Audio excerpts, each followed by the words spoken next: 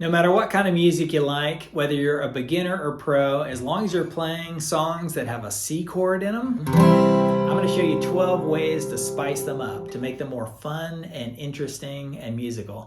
So I'm Steve, hope you're doing great, and I make really fast lessons, which means this one's just going to be a breeze. Let's start here with a C chord. Normally you play it right there with the emphasis on the 3rd fret of the A string, because that's the root note, the bottom part. Well, usually you don't hit the low E string, so let's start there. You're going to hit that open actually, so.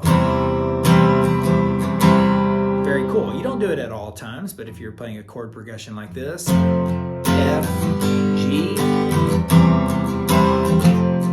like that. It's a way to make the C really interesting and don't hit it too hard, don't be too boomy. Next one is to hit the 3rd fret of that low E string like this with the C chord. So you're playing a regular C chord, but adding the 3rd fret of the E string.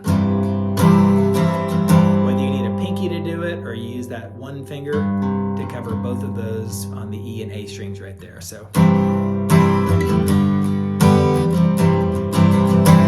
it just adds a nice little note, a little bit of boomy, cool bass right there.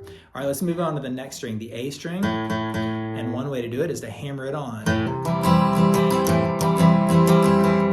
Like that. So you're playing a regular C chord and temporarily just lifting that finger off and going.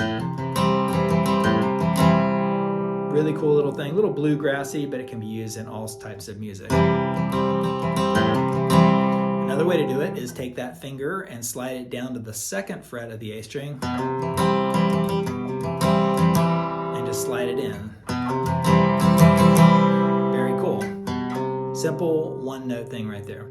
All right, let's move on to the next string. This one's really cool. Hammering on to the 2nd fret. So you're playing a C chord and you're hammering on right there. Take off this finger and hit the open D string, hammer it onto the 2nd fret.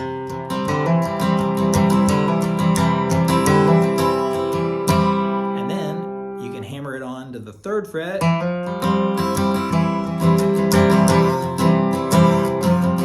Like that, by putting your pinky on the 3rd fret of the D string and back down to the regular C chord. And when you combine all those on the D string, it can go like this.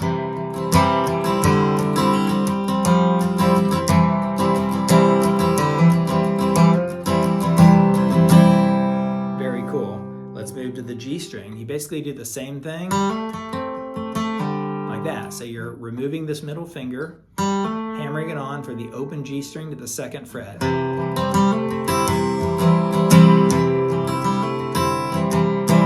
Very cool.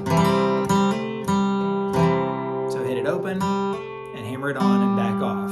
Now if you put the pinky right here, that's a C7. So if you're doing a chord progression, where are you going? You work your way into maybe an F chord. It's a way to lead you into another chord right there. All right, next string right here. Ready? Let's go to the B string. Simply remove that and play that chord right there. It's a beautiful version of C. It's a C major with the open B chord. You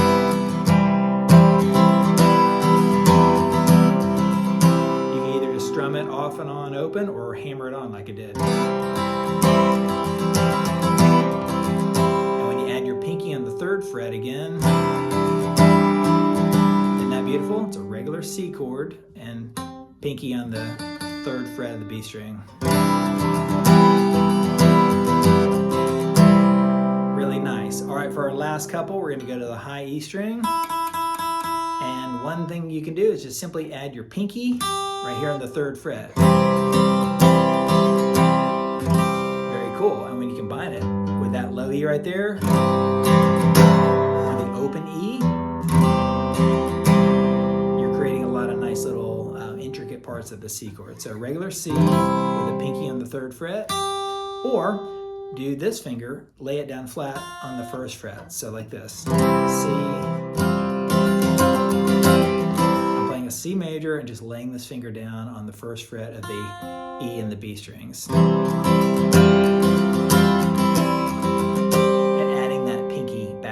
So that's 12 of them really fast, and I'll give you a bonus one. Check this out. If you played that C chord right there, C chord with that finger, slide it up 2 frets, and now you're playing a D major right there. Isn't that cool? A D major by using the C major shape. So there's 12 really quick ways to spice up your C chords. Implement them, anywhere you want. Anytime you're hitting that chord, just try something out, see where it goes, and you'll hit some magic. Let me know what you think in the comments, and I'll catch you around. See ya.